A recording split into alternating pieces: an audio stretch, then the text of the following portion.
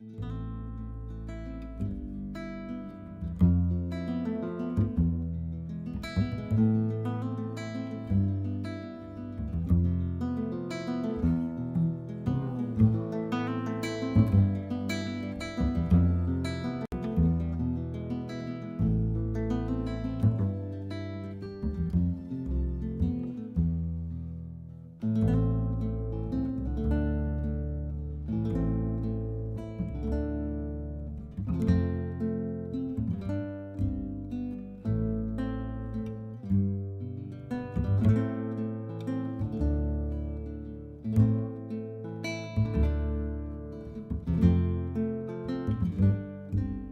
va faire un peu d'halakha avant de commencer, comme d'habitude.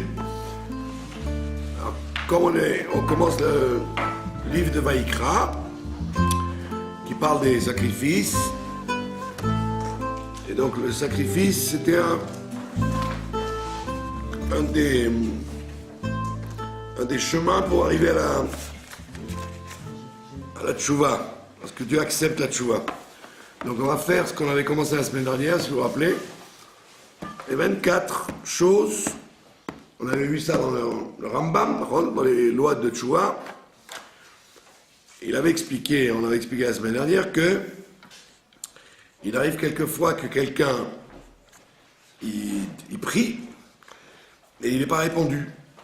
Alors pourquoi il n'est pas répondu? Parce que il y a 24 choses qui empêchent la teshuva. Qu'est-ce que ça veut dire qui empêche? Ça veut dire que ça fabrique une mechitza, ça fabrique un mur de fer entre lui et Dieu, et donc il peut toujours demander. Dieu ne lui répond pas parce que il fait des choses qui bloquent la prière entre Dieu et lui. Donc le Rambam te dit qu'il y a 24 choses, mais akvin et la tchouva, qui bloquent la tchouva. Ça ne veut pas dire que c'est impossible, puisque la tchouva, on peut toujours la faire, mais ça devient de plus en plus dur. Donc c'est 24 choses qui bloquent la tchouva. Alors il te dit, il y en a 4 qui sont une faute très grave, et celui qui fait une de ces 4 choses, Dieu ne le laisse pas faire tchouva. C'est encore plus grave. C'est pas seulement que ça empêche, mais Dieu le bloque pour qu'il ne puisse pas faire tchouva. Il lui donne jamais un rouach, un esprit d'en haut pour qu'il revienne. Donc il est enfoncé dans son mauvais comportement à cause de la faute qui est grave. Alors quoi par exemple? Il te dit Amarti et Arabim, celui qui fait fauter les gens. Celui qui fait fauter les gens, comme on voit l'exemple de Yeravam ben Nevat. Yeravam ben Nevat, qui a, non seulement il s'est éloigné de la Torah, mais il a empêché l'âme Israël d'aller à Jérusalem pour offrir les corbanotes. Il a fabriqué un temple en Samarie pour empêcher que les gens viennent à Jérusalem. Il a fondé le royaume d'Israël, et donc on dit qu'il est marty et arabim. Il a fait fauter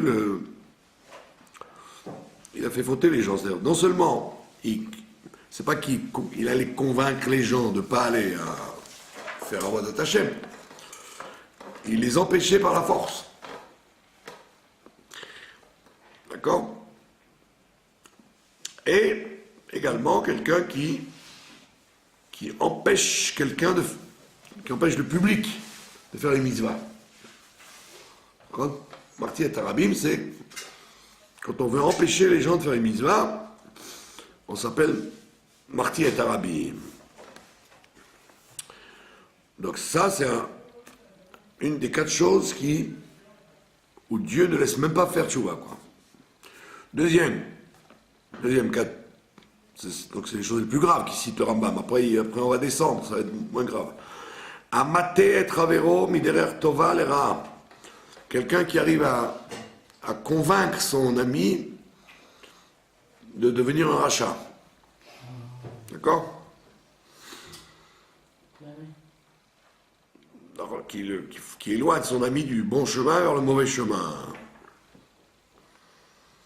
On appelle ça Messit ou Madiar. Alors là, on parle évidemment de celui qui incite à la Wadazara, par exemple.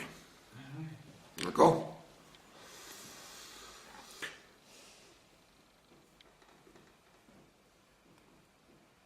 Gimel, en vérité, dans cette interdiction-là, il y a un problème qui peut être plus simple. Quelqu'un, il n'a pas envie de faire une avéra particulière, et son copain, il le pousse à faire cette avéra en disant c'est pas si grave que ça, pourquoi tu vas t'empêcher? Ça s'appelle Maté et Travero Miderer Tova. Il fait pencher son ami vers le mauvais chemin. Donc c'est pas forcément, il n'y a pas que Rabbanazara.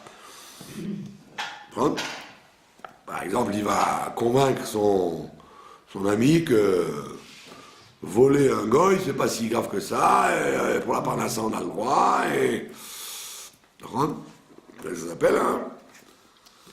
Lui, on va pas le laisser faire tchouva, puisque il faut pas seulement que lui revienne, il faut que l'autre revienne aussi.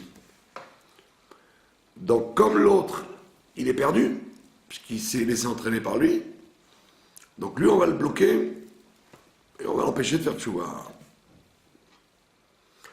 Troisième cas,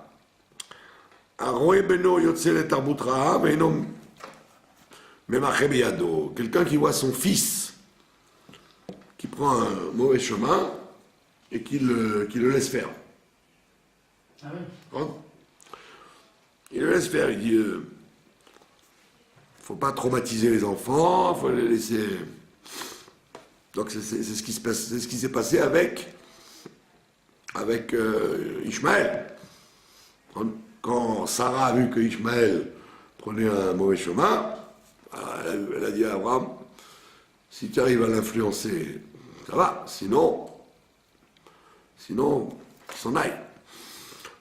Donc, alors, le cas d'Ishmaël, c'est un cas spécial. Mais disons qu'il y a plein de cas dans la vie où les gens disent oh, il est jeune encore, qu'est-ce que tu vas l'influencer? Laisse-le faire sa vie, comme on dit. Et tu vois que ton fils, il prend un mauvais chemin, et tu le laisses. D'accord?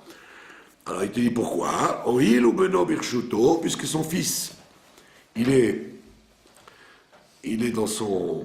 à sa portée. On ne parle pas d'un garçon qui est grand maintenant, qui fait ce qu'il veut. On ne parle pas d'un garçon qui est à l'âge adulte. Il ne peut plus rien faire avec lui. On parle d'un enfant, un garçon jusqu'à l'âge de 16 ans.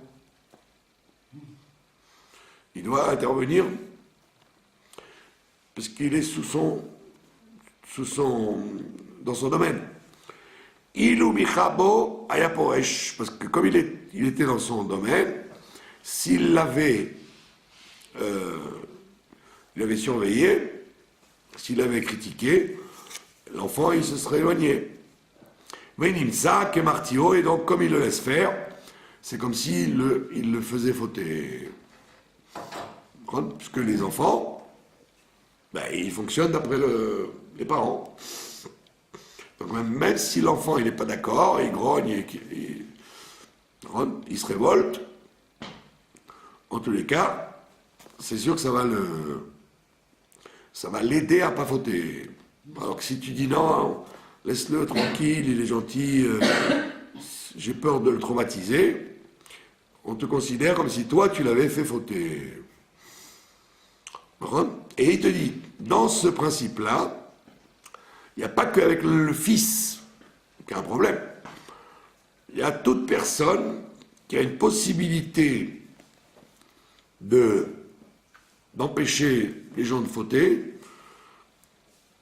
que ce soit une personne seule ou un public, et lui il dit, je vais pas me casser la tête, les gens ils n'écoutent pas, je laisse faire. Il dit, comme on voit avec Moshe Rabbeinu, d'accord? Moshe Rabbeinu, il était sur la montagne quand ils ont fait le veau d'or, et donc il n'avait même pas la possibilité de leur parler puisqu'ils n'étaient pas ensemble. Et malgré tout, il a été puni parce que les Béné Israël ont fait le veau d'or. Ouais.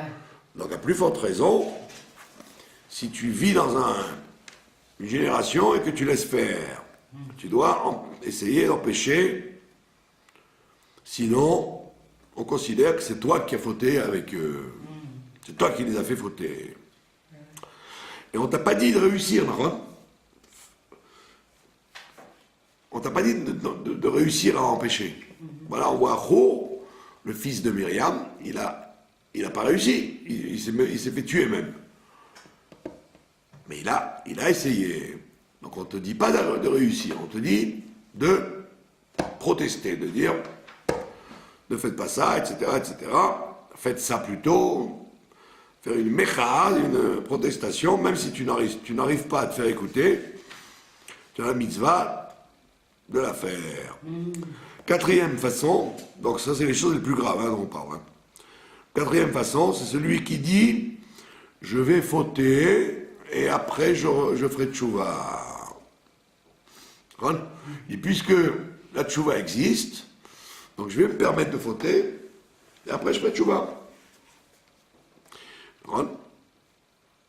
Ou alors celui qui dit je vais fauter et Yom Kippour pardonne de toute façon. Parce que Yom Kippour il pardonne pas entre Ben Adam Lachavero, entre les êtres humains, mais entre l'homme et Dieu, Yom Kippour pardonne. Donc tu dis, bon, je peux faire la faute, puisque Kippour va passer dessus. Et puisque tu as fait dépendre ta tchouva, tu as fait dépendre ta avera de la tchouva, alors tu as dit, puisque je vais être pardonné, alors je peux fauter. Alors on te dit, ben, tu ne peux pas être pardonné puisque toute ta teshuva, tu as fait cette avéra à cause de la tchouva. Et donc la tchouva ne peut pas t'aider. Donc voilà les quatre premières choses sur les 24 qui bloquent la tchouva. C'est-à-dire qu'on dit que Dieu ne laisse pas la personne. Ne laisse pas, ça veut dire qu'il est obligé de... Il n'a aucun moyen de se réveiller, quoi. Deuxième catégorie, nous dit le Rambam, qu'il y a une catégorie où il y a 5 choses. Et ces 5 choses, on dit que là, ça ferme les portes pour le chemin de la tchouva. Quelles sont les 5 choses? Première chose, Aporesh Minat Tzibour, celui qui se sépare du Tzibour.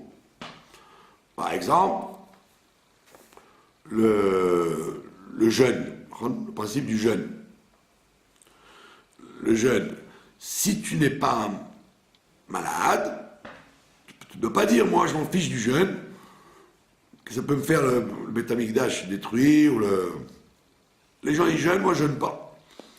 Pas parce que tu es fatigué, mais parce que tu dis, je me désolidarise du deuil du Beth Amikdash. Ça s'appelle Poresh Minat Tzibour. D'accord? Ça veut dire ne pas se trouver solidaire de la souffrance de tout le monde. Si on décide de prier à la maison plutôt que de prier à la synagogue, c'est aussi pour elle? Non. Pour Poresh Minat Tzibour, il fait exprès de ne pas faire quand tout le monde fait une chose de solidarité, quoi. Pas qu'il fait... Puisque Dafka, il le fait en même temps que tout le monde, même s'il le fait à la maison, il le fait en même temps que tout le monde. Il ne dit pas, je ça ne m'intéresse pas. D'accord? Alors, il te dit, le fiche bisman chez Yassou Tchouva, lo Yasseimaen. Parce que quand tous les gens sont en train de faire tchouva d'une chose, lui il dit, ça ne m'intéresse pas. J'ai rien à voir avec... ça s'appelle Poresh Minat Sibour, d'accord? Bon, il y a eu quand même, il y a eu pas mal de gens comme ça dans l'histoire qui faisaient exprès de dire on fait plus les jeunes aujourd'hui. Voilà, il y a quelqu'un qui disait, puisque Purim c'est des Rabbanan, alors j'ai pas envie de faire Purim. Alors qu'est-ce qu'il faisait? Il allait à Jérusalem le 14 Adar, parce qu'il n'y avait pas de Purim encore, et après il partait à Tel Aviv le 15 pour être sûr de ne pas faire Purim. Donc il faisait exprès de voyager dans les villes où il n'y avait pas Purim. N'importe quoi. Donc il aurait pu rester à la maison. Non, il ne restait pas à la maison. Il montrait exprès qu'il allait à Jérusalem le 14 et à Tel Aviv le 15 pour bien montrer, moi je ne crois pas dans Purim. Hanouka et Purim, c'est des fêtes inventées par les hommes, donc je ne fais pas. D'accord? Mais c'est bien le fait La qu'il Poresh croit, Minatsimo. puisqu'il voyage des deux côtés, c'est bien le fait qu'il y croit. Sinon, il ne bougerait même pas. Non, il voulait dire par là, je veux être dans un endroit où il y a Ne le faites pas. où il n'y a pas de Purim exprès. Parce que sinon, il aurait dit, il voulait montrer par là que c'est de la fumisterie, quoi. Ouais, mais c'est du mépris. Hein. Ah oui, c'est du mépris. Bête, deuxième catégorie, celui qui n'est pas d'accord avec les paroles des sages. Alors, c'est pas qu'il n'est pas d'accord dans l'étude, mais que concrètement, il fait ce que les sages y disent. Il n'est pas d'accord et il fait une marloquette. D'accord? Ah oui. Par exemple, il dit le poulet avec le lait, c'est pas écrit dans la Torah, c'est les Chachamim qui ont inventé ça. Alors moi je dis que le poulet et le lait, on a le droit. Mais il apporte des preuves, il y a un argument. Mais l'argument, c'est que la Torah, elle n'a pas parlé de. Elle n'a pas parlé L'interdiction. d'oiseaux, elle a parlé que des animaux. Donc lui il dit si les oiseaux, il n'y a pas de problème de manger du poulet avec du beurre. Ah bon? Les Haramim, ils ont compris qu'il ne fallait pas jouer avec ça parce que si on t'avait permis le poulet avec le beurre, viande, un jour tu vas mélanger avec la viande un jour. Non. Donc c'est une takana des Haramim. Et lui il dit moi je ne suis pas d'accord. D'accord? Donc on voit que c'est pas qu'il n'est pas d'accord, mais qu'il le fait quand même. Il n'est pas d'accord, mais il fait la guerre pour ne pas le faire. Troisième catégorie, celui qui se moque des mitzvot. D'accord? Amalik à la mitzvot. Il se moque des mitzvot. Et comment il se moque des mitzvot? En se moquant des gens qui courent après les mitzvot. Ah ouais. D'accord? Il voit des gens qui font un effort pour faire une mitzvah bien, et lui, il se moque de ça, dans le principe de mépriser la mitzvah. D'accord? C'est pour ça que si, par exemple, quelqu'un il va acheter des matzot chers, alors lui, il a le droit de faire la guerre pour que les gens n'achètent pas des matzot chers, en disant ne vous le faites pas avoir, etc. Mais il ne doit pas en arriver à ce que les gens disent oh, mais les matzot Meouda, c'est pas bien, c'est pas la peine. Vous avez compris? Il ne faut pas qu'il en arrive à ce que les gens croient qu'ils se moquent de la mitzvah. Il faut qu'ils puissent faire la guerre au prix cher des mitzvot, mais il n'a pas le droit de faire la guerre à la mitzvah elle-même. D'accord? Quatrième catégorie, celui qui méprise les rabbanan. D'accord? Celui qui méprise, bisouille Talmidei Chachamim. D'accord? Sans le what. Très souvent, c'est une maladie dans le monde orthodoxe, d'accord? Que dès que c'est un rave qui ne pense pas comme eux, il l'appelle par son nom, et ni rave un tel, ni rave, ou il appelle Apicoros, ou ce que je sais. C'est vite fait, quoi. Donc ça s'appelle Mévasé Talmidei Chachamim. Donc même si tu n'es pas d'accord, même si tu n'es pas la même shita ou le même enseignement, à partir du moment où quelqu'un est un Talmid Chacham, tu n'as pas le droit de lui faire honte. Tu peux lui faire la guerre en disant non, il faut comme ça, mais tu ne dois pas dire l'appeler l'appeler d'un nom méprisant ou l'appeler par son prénom au lieu de l'appeler par Rav un tel, etc.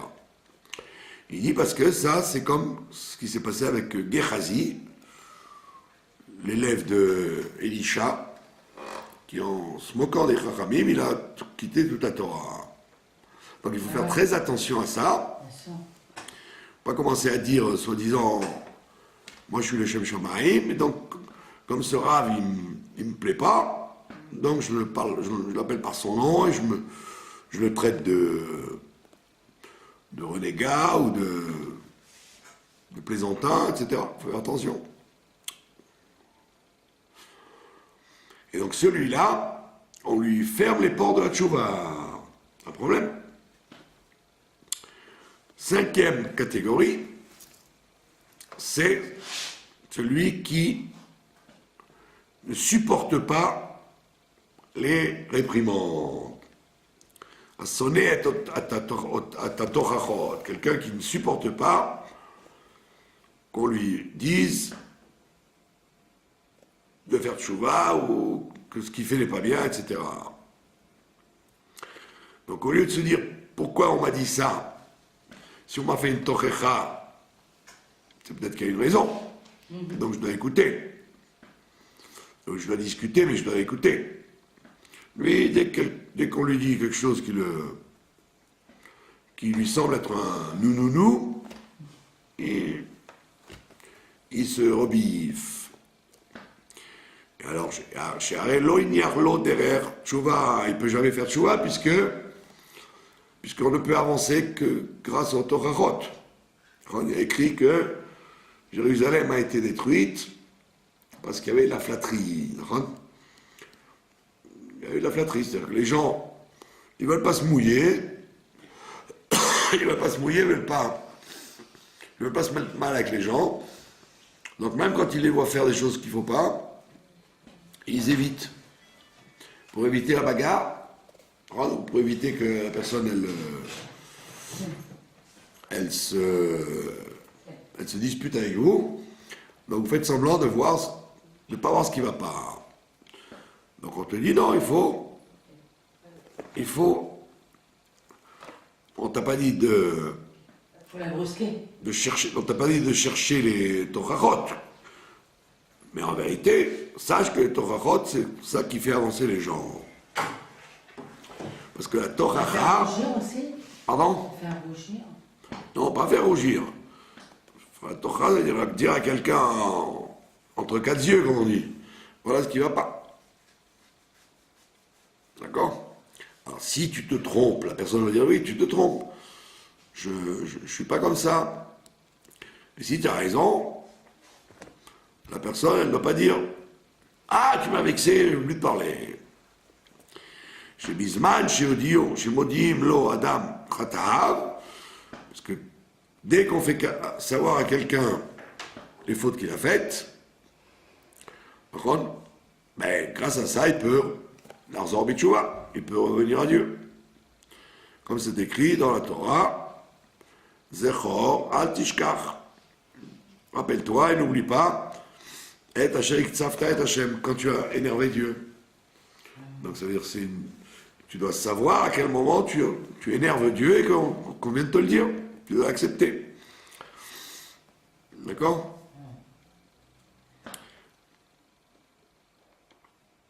Mais il y a aussi des lois pour la personne qui fait de la remontrance.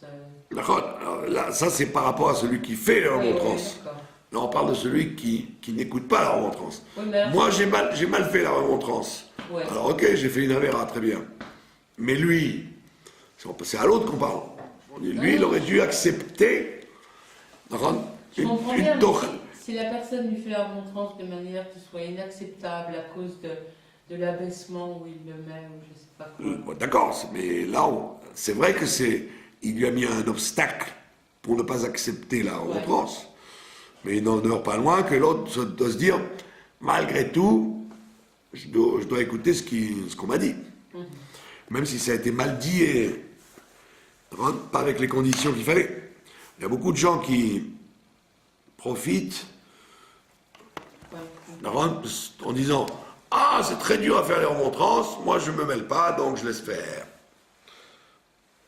Alors, apprends à faire des remontrances. Maintenant, la question, elle n'est pas sur toi, elle est sur la personne qui écoute. D'accord? C'est deux choses à part, celui qui parle et celui qui écoute. Là, il te parle de celui qui reçoit pas la remontrance, dans tous les cas de figure. Il y a des gens qui ne supportent que les compliments. Il y a des gens, 98% des êtres humains, ils ne supportent que les compliments. Si vous leur faites un compliment, ils ne vous disent pas « Mais non, c'est n'importe quoi ». Ils disent « Oui, c'est pas mal ». Même si c'est faux, ils ne sont pas mécontents. Alors qu'une remontrance, même si elle est vraie, dès qu'elle est mal dite, « Ah, comment tu parles ?» C'est pas exact. Il faut accepter la remontrance, même si elle te dérange. C'est ça qui t'aide à avancer, quoi. Évidemment, il ne faut pas non plus prendre tout pour argent comptant. Si c'est pas quelque chose qui est vrai, tu n'es pas obligé d'accepter. Quand il y a un truc complètement à côté, complètement faux, tu vas dire, ouais, c'est très gentil, mais c'est pas une remontrance. Ça n'a rien à voir. Mais si tu dis, ouais, effectivement, il faut bien que je réfléchisse pourquoi il m'a dit ça. Même s'il a mal dit, même s'il n'a pas dit là où il faut, je dois pas être sonné et à torachot. Il ne faut pas haïr les remontrances. Il faut être réceptif. D'accord? En général, les gens ne sont jamais réceptifs pour choses comme ça. Très dur d'accepter les remontrances. Les gens, ils sont comme des chats. Ils ont peur de... comment on dit, au quart de tour, ils s'allument quand on leur fait des remontrances. Voilà. Donc ça, c'est la 5e chose. On a dit, celle-là, elle ferme la porte de la tchouva. D'accord? Après, il va citer d'autres choses, et on verra ça la semaine prochaine. Donc on voit bien qu'il y a 24 choses, et c'est pas évident de dire qu'on les fait pas, quoi. Il faut reconnaître qu'on est très souvent dans le cas de tout ça. Voilà. Maintenant, on va parler de la paracha. La paracha de Vaïkra, elle ouvre le livre des Korbanot. Le livre du Lévitique, on appelle ça. Pourquoi Lévitique? Parce que ça veut dire le livre des Lévis, de la tribu de Lévi, qui était responsable des Korbanot, des sacrifices au Beth Amikdash. Alors, il y a quelque chose d'intéressant dans les Korbanot, c'est que dans la prière de Moussaf, des jours de fête, on dit on demande à Dieu qu'il reconstruise le Beth Amikdash, et on dit, mais Sham, Na'avod, là-bas on te servira, et là-bas on offrira les corbanotes. Que mitzvah tretzonecha, comme la mitzvah, comme l'ordre de ta volonté. On dit ça dans le moussaf des fêtes. Rosh Hashanah, Yom Kippour, Pessah, Sukkot, Rosh Chodesh, en allusion aussi. Donc, on pose une question. Dans le Beth Amikdash, pourquoi on dit on fera ta volonté? Dans le Beth Amikdash, il y avait déjà des corbanotes. Il y avait déjà la volonté. Tout était déjà, ça a déjà été fait. Pourquoi tu m'amènes ça comme une chose qui n'a jamais eu lieu? D'accord? Comme si le chidouche du troisième Beth Amikdash n'a jamais eu lieu. Ben, au temps du premier temple, du deuxième temple, il y avait des corbanotes et on faisait la volonté de Dieu d'offrir les corbanotes comme il faut. Après, tu me dis dans le troisième, là-bas, on fera ta volonté. Et pourquoi au premier ou au deuxième, on n'a pas fait ta volonté, on l'a fait. D'accord? Alors, le prophète Ishayahu, il dit que, avant la destruction du premier temple, il dit que Dieu ne voulait plus, Dieu ne veut pas de tes corbanotes, Dieu ne veut pas de tes sacrifices. Et donc, il prévient déjà que bientôt, il n'y aura plus de Beth Amikdash. Et après, Jérémie, le prophète des malheurs, il précise, et il dit que vos corbanotes, elles dégoûtent Dieu. Dieu a horreur de vos sacrifices, et donc il va bientôt s'en débarrasser. Et donc le temple a été détruit, le premier et le deuxième. Et qu'est-ce qu'on te dit? Maintenant on te dit, à la place des corbanotes, tu as la prière, la tefila, d'accord? Ouais. Et donc, aujourd'hui, tout ce qui est la voda du Beth Amikdash, c'est grâce à la tefila. Ouais. Alors, qu'est-ce qui s'est passé entre-temps? Pourquoi il y a besoin du troisième temple alors qu'il y avait déjà le premier et le deuxième? Pourquoi Dieu il a dit, je ne veux pas de vos corbanotes? Qu'est-ce qui s'est passé? Alors, il faut savoir que, à quoi ça sert les corbanotes? Ouais. À quoi ça sert? Pourquoi on a besoin d'offrir des choses matérielles, des animaux, des oiseaux, des boulettes de farine? Pourquoi il y a besoin de faire une offrande au Beth Amikdash? Pourquoi faire? Alors, la réponse elle est connue que un séfer du Moyen-Âge qui raconte que, Sefer Abahir, il dit que Korban ne vient pas simplement du mot offrir, la kriv, égorger, la kriv, Korban, mais le mot Korban vient du mot kirouv, qui veut dire rapprocher, qui veut dire se rapprocher de Dieu. Donc en fait, le Korban, il n'était pas simplement un moyen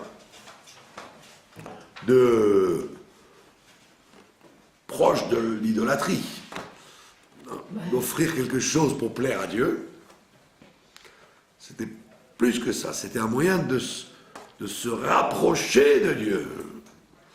C'est pour ça que la Chassidoute te dit que Adam qui acrive un homme qui va offrir un korban, Mikem, de vous, korban Lachem. La Chassidoute elle te dit, on ne te demande pas d'offrir un korban, on te demande de toi de t'offrir à Dieu. Toi de t'offrir à Dieu, pas d'offrir le korban. Alors donc il n'y a pas besoin de korban. Ah oui. Il faut les deux. Il faut en même temps que toi tu te rapproches de Dieu par le korban, et en même temps que tu élèves tout le monde entier, l'animal, le végétal par la farine, avec le sel, le minéral, tout s'élève grâce au korban. Et donc, dans le Beth Amikdash, on faisait ce travail d'élever tous les éléments. Seulement, qu'est-ce qui s'est passé? Dans le korban, il y a deux choses. Dans le korban, il y a ce qu'on appelle le fait d'enlever des dinim. Le korban enlève des dinim. Il enlève des accusations. Quand quelqu'un, par son comportement, reçoit des accusations, et donc grâce au korban, il enlève ces accusations. Ça radoucit les accusations sur l'homme. Ça, c'est le but c'est le but du korban. Maintenant, dans le korban, il y a autre chose. Il y a ce qu'on a vu ici dans le Rambam. Il y a la teshuva, il y a le fait de changer sa personne pour se rapprocher de Dieu. Donc il y a deux actions dans le korban. C'est vrai que quand tu offres un korban, comme disent les Marocains, kapara, tu fais kapara tavanot, grâce au korban. Mais n'oublie pas une chose, il peut y avoir kapara tavanot que si en même temps tu offres toi-même, tu offres ta personnalité dans le Beth Amikdash. Il faut les deux. Et donc, dans le premier et le deuxième temple, pourquoi Isaïe dit Dieu ne veut pas de vos korbanot? Parce que les gens, ils se contentaient d'offrir le korban comme de la superstition, en disant, en offrant le korban, je m'enlève les dinim sur moi. J'ai plus d'accusations sur moi, je suis tranquille. Mais toi t'es resté dehors, tu t'es pas offert. Alors le bon Dieu, il a dit, le premier et le deuxième temple, c'était pas comme je voulais moi. Vous avez fait que la moitié du principe du korban. Il manquait le travail intérieur d'offrir soi-même. Donc le bon Dieu, il dit, pendant la galoute, vous allez travailler sur la deuxième partie, sur le travail de s'offrir soi-même à Dieu. Et quand vous aurez fini, puisqu'au Beth Amikdash, Arishon et Sheni, il n'y avait qu'un travail superficiel, extérieur, donc on leur a dit, vous allez rentrer à la maison, vous allez commencer à faire les devoirs. On va vous enlever les corbanotes, et vous allez maintenant faire le travail de vous-même, de vous-même apprendre à être un korban, vous rapprocher de Dieu. Quand vous aurez fini les devoirs, pendant la galoute, on reviendra avec le Beth Amikdash Ashlishi, et dans le Beth Amikdash Ashlishi, on aura les deux. Comme vous aurez, grâce à la galoute, pris l'habitude de vous offrir à Dieu, vous aurez appris à travailler vos midot, travailler le caractère et les mauvaises habitudes et la haine gratuite, et tout ce qui fait que l'homme reste un animal, reste une bête. Comme il dit le Rabbi Maharash, si on avait encore le Beth Amikdash, ça aurait voulu dire, on aurait dit, comment un animal peut-il offrir un autre animal? Oh. Comment un animal peut-il offrir un autre animal? C'est pas mieux que lui. Alors, apprends à être un homme, Adam, à apprivoiser, à dominer l'animal qu'il y a chez toi. Après, tu pourras dire, moi, je suis Adam, je suis au-dessus de tout, Donc je peux monter ce qu'il y a en dessous, le minéral, le végétal, l'animal. Mais tant que toi tu es à égalité avec l'animal, de quel droit tu peux aller égorger un agneau quand toi-même tu es un Yetzirah qui est plus dangereux que l'agneau. Ah oui. Donc c'est pour ça que la tfila de Yom Tov, elle te dit, là-bas, quand on arrivera au 3e temple, là-bas, et seulement là-bas, on arrivera à faire ta vraie volonté. Mitzvat Rotzonecha. Que dans le premier temple et le deuxième, il n'y avait pas Mitzvat Rotzonecha. Et comme on dit, dans le Zohar explique que le Zohar Kadosh, il dit que le korban, quand on offre un korban, le secret du korban, il monte jusqu'à Ein Sof. Le secret, le sod, raza de Korbana, le secret du korban, il atteint jusqu'à l'infini, jusqu'à Ein Sof. Ça veut dire le secret du korban. La raison profonde quand tu fais un korban, toutes les manipulations, les résultats que le korban il arrive à faire, c'est de toucher Dieu infini. Alors on te dit, si vraiment ça avait été comme ça, le temple n'aurait pas été détruit. Donc ça veut dire que le korban il montait, c'est vrai, il montait, mais il ne montait pas jusqu'à Ein Sof. Il montait jusqu'à un degré de kedusha particulière, mais ce n'était pas le mieux qu'on pouvait faire. Il s'arrêtait en chemin, sur la route de la montée, il s'arrêtait au milieu du chemin.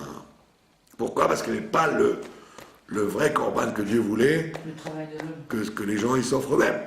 Ouais. Et donc, c'est pour ça que la chassidoute explique tous les korbanot d'après le travail de l'homme. On va donner un exemple. Un exemple très classique. Il y a une mitzvah quand tu offres un korban, de brûler la graisse, les graisses interdites, celles du bas, celles qu'on trouve dans le gras double, etc., les tripes et compagnie, et de brûler le sang. Donc dans le korban, on devait manger ni la graisse ni le sang, on devait le brûler. Alors la chassidoute, elle te dit, qu'est-ce que ça veut dire? C'est quoi cette mitzvah de brûler la graisse et le sang? Alors on te dit, d'où vient la graisse? Du sang. Les gens qui veulent faire des régimes. Du cholestérol. D'où vient la graisse? La graisse, elle vient du plaisir. Ah. Quelqu'un qui mange sans plaisir à ce qu'il mange, il n'a pas de jouissance de ce qu'il mange, il grossit pas, il n'a pas de graisse. Donc la graisse, c'est le délice qu'on met dans le monde matériel. Ça, c'est la graisse. Donc si quelqu'un, ben vous voyez bien d'ailleurs, vous voyez bien clairement, les gens qui sont angoissés, ou qui sont nerveux, ou qui sont... ils ont beau manger des tonnes, ils ne grossissent pas. Parce que leur caractère angoissé brûle les graisses. Ah. Alors que les jouisseurs, les gens qui sont... On appelle ça dans les livres de médecine, Mara Levana, ceux qui ont la bile blanche. Voilà, c'est pas comme les gens bileux. Quand on dit quelqu'un est bileux, on va dire la bile noire. C'est de la bile noire. Les gens qui ont la bile blanche, ça veut dire qu'au lieu de sécréter de la bile amère et noire, comme elle est celle qu'il y a dans le foie, à côté du foie, au contraire, lui, il est volubile. Les gens qui ont un bon caractère, hein, qui sont rêvreman, comme on dit, eux, ils vont manger peu, mais grossir, parce qu'ils sont de bonne humeur. Ils voient la vie en rose, donc tous les tout leur profite. Donc en général, les gens qui grossissent, c'est des gens qui sont profondément optimistes de caractère. Ils ne prennent pas la vie au tragique. Alors que les gens qui sont angoissés, ils peuvent manger, ils ont tendance à pas grossir. Donc la graisse, c'est le plaisir que tu as dans ce monde-là. Il dit ça, tu dois l'offrir à Dieu. Le plaisir, au lieu qu'il soit dirigé dans des choses interdites ou matérielles, tu dois l'offrir à Dieu. Donc tu dois mettre ton plaisir dans l'étude de la Torah, dans la Havat Israël, dans les mitzvot. Tu dois être content quand tu donnes la tzedaka, content quand tu fais une mitzvah, content quand tu fais une chose de la Kedusha, une fila. Comme Rabbi Nachum de Tchernobyl qui devenait gros parce qu'il disait Amen Yeshua Rabba. Donc la même chose, tu dois avoir là le plaisir de faire les mitzvot. Donc c'est ce qu'on te dit, c'est ça, brûler la graisse sur le misbéach. Et le dam, c'est quoi le dam? Le dam, c'est l'énergie. Le sang, c'est l'énergie. Enfin, quelqu'un qui est anémique, ou hysténique, parce qu'il a un problème de globules rouges, il a un problème de sang. Donc le sang, c'est l'énergie qu'on met dans les choses. Le bouillonnement du sang, le tichat damim, le bouillonnement du sang, ça aussi, tu dois le mettre dans l'avodat Hashem. C'est-à-dire, quand il s'agit de choses indispensables, comme manger, travailler, vivre, là, tu dois pas mettre ton énergie. Tu dois faire ça sans t'investir. Mais quand il s'agit d'avodat Hashem, tu dois bouillir, tu dois avoir le sang qui boue.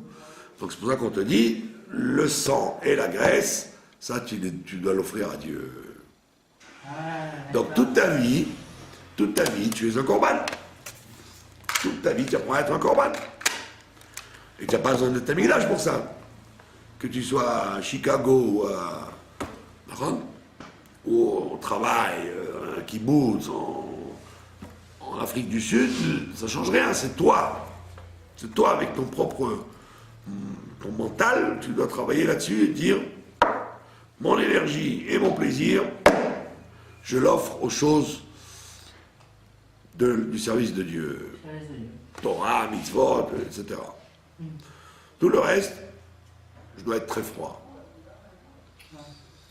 Donc on voit bien que la chassidoute te traduit comment aujourd'hui on doit remplacer le travail des corbanotes par le travail intérieur. Donc faire les devoirs à la maison, et quand on aura fait ce travail comme il faut, automatiquement, après, le Beth Amikdash arrivera, donc tu pourras offrir ton korban parce que tu seras devenu un Adam, tu seras devenu un homme. Tu feras la volonté de Dieu. Un autre exemple qu'on va voir, c'est l'exemple qu'on donne à propos de la mincha. Quand on offre une mincha, il y avait plusieurs sortes de corbanotes. Il y avait les corbanotes des animaux, des gros animaux, taureaux, vaches. Il y avait les petits animaux, les agneaux, les brebis, ou les chèvres, etc. Il y avait les oiseaux, les pigeons ou les tourterelles, et il y avait un korban végétal qui était fait avec de la farine, d'accord? De la fine fleur de farine. Et on te dit, alors attention, quand tu offres un korban fait avec de la farine, fais très attention qu'il ne devienne pas chametz. D'accord? Au Beth Amikdash, migdash, on ne supportait pas le chametz. Donc on te dit, kol amincha asher takrivu l'Hashem, donc toute offrande végétale que vous allez offrir à Dieu, lo teaseh chametz. Il ne faut pas qu'elle soit faite chametz. Il ne faut pas qu'elle lève. Et pourquoi? Kichol seor, parce que tout ce qui est levain, tout ce qui est levé, vechol dvash, et tout ce qui est jus de fruits, tout ce qui sort du fruit, l'otaktiruin mimenu, l'otaktiru mimenu. Tu ne dois pas l'offrir à Dieu. Dieu ne veut pas que tu mettes ni du levain, ni du jus de fruits. Alors, on explique qu'est-ce que c'est le levain. Alors, la Gemara, elle nous dit que le levain, c'est l'orgueil, d'accord? C'est le moi. Le seor, c'est l'orgueil de l'homme, le sentiment qu'il a le dernier mot. Hein? Soit parce qu'il a de l'argent, ou qu'il a une intelligence, ou qu'il a un pouvoir quelconque. Donc comme il l'a, alors il croit qu'il est grand. Hein? Comme disent les Israéliens, miata bichlal, qui tu es. Donc l'homme doit se évacuer de lui toute sa vie, c'est un travail très dur, de ne pas offrir, de ne pas avoir en soi ce levain. Donc on voit bien qu'au Beth Amikdash, il fonctionnait comme l'homme doit fonctionner au niveau individuel, psychologique. Donc on te dit, il faut chasser l'orgueil. Toute ta vie, tu dois chasser l'orgueil. C'est lui que Dieu ne supporte pas. Parce qu'on te dit, quand tu offres une mincha, la mincha en plus c'est la mincha du pauvre. Hein?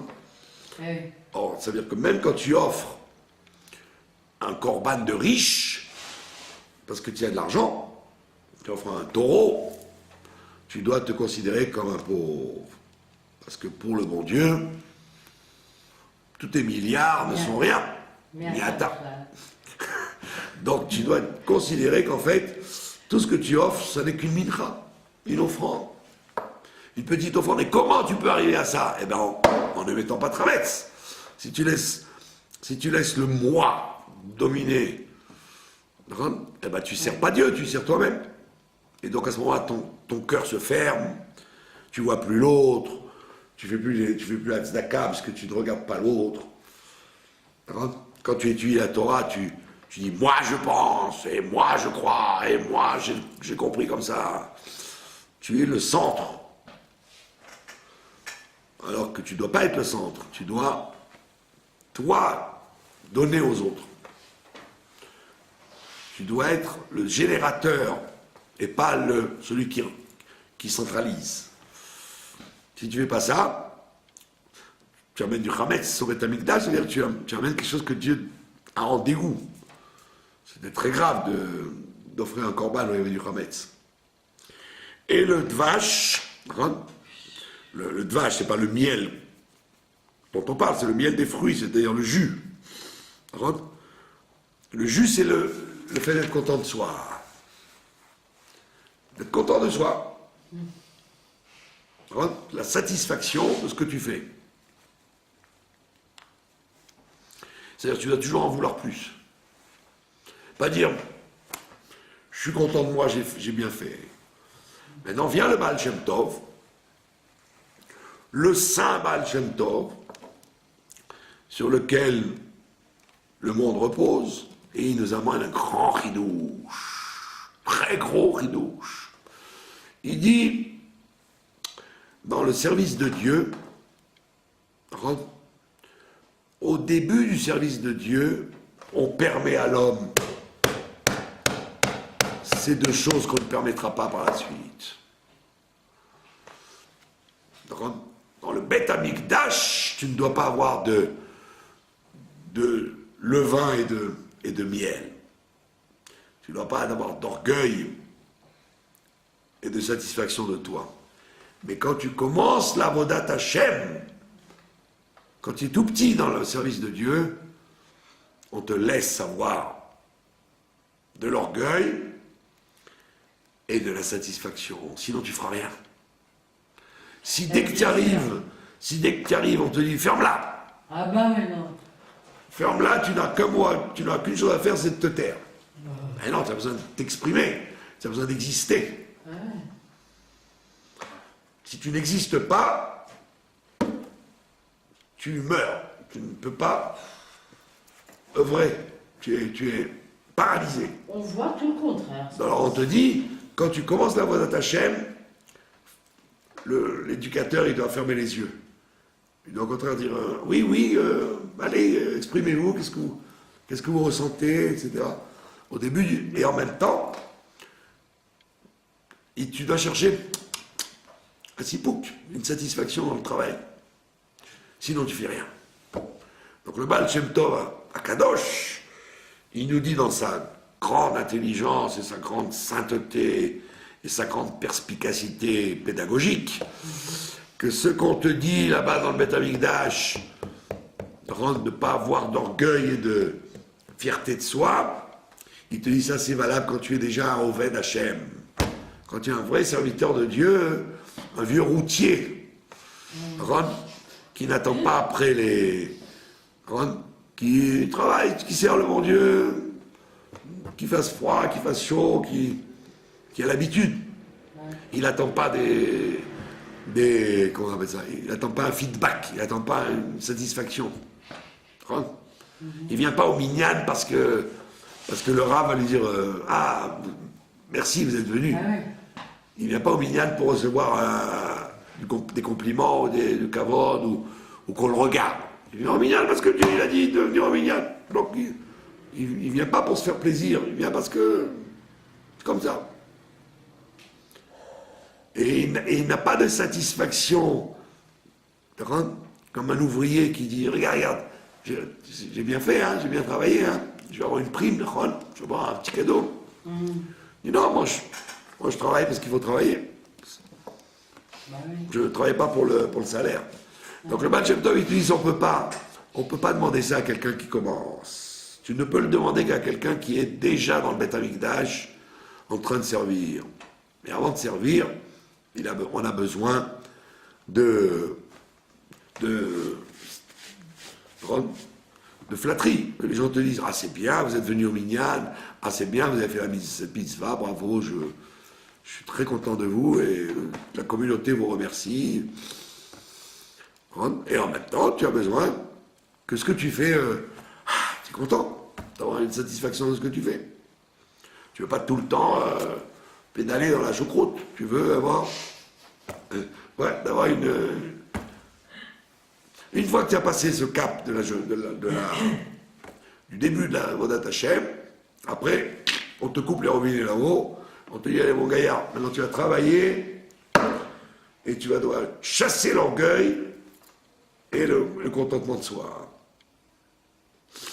Voilà. Les enfants, en fait. Pardon ? Comme quand on éduque des enfants. Comme on éduque les enfants, exactement. Donc on voit bien que... Il y en a combien maintenant, aujourd'hui? C'est pour ça qu'on te dit... À l'instant où on aura terminé, Am Israël aura terminé ce travail de ses devoirs qu'il avait à faire à la maison, de se travailler lui-même, d'être un korban et d'être un Beth Amikdash, etc. À l'instant où on aura fini ce travail, le bon Dieu nous fera descendre le Beth Amikdash réel, le troisième, et à ce moment-là, on offrira effectivement les vrais korbanot, parce qu'il y aura une complémentarité entre l'homme et le monde. Et donc, il dominera le monde puisqu'il sera lui-même un homme. Il aura dominé soi-même. Voilà. Je vous remercie de votre attention.